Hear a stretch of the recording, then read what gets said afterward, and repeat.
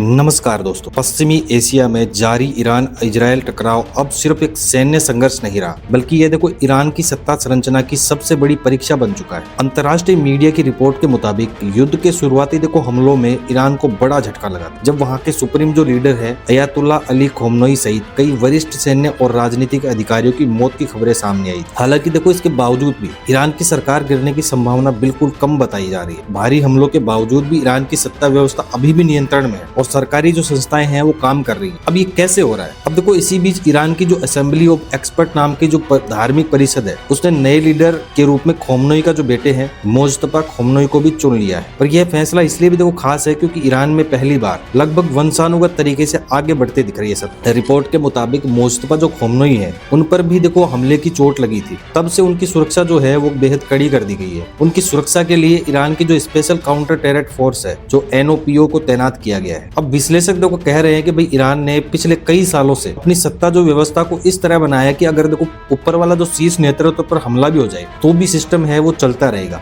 सेना, धार्मिक नेतृत्व, रिवोल्यूशनरी गार्ड, ये सारे मिलकर क्या करते हैं, देश की कमान संभालते हैं। इसलिए अचानक सत्ता खाली नहीं होती और यही वजह है कि भारी नुकसान के बावजूद भी ईरान अभी भी युद्ध जारी रखने का दावा कर रहा है। लेकिन यह संघर्ष अभी और बढ़ता है तो इसका असर है वो सिर्फ मध्य पूर्व तक सीमित नहीं रहेगा। तेल की कीमतें, वैश्विक व्यापार और भारत जैसे देशों की ऊर्जा सुरक्षा भी इससे प्रभावित हो सकती है। ठीक है, तो आप क्या समझते हो इसके बारे में हमें कमेंट करके जरूर बताएं। बहुत बहुत धन्यवाद।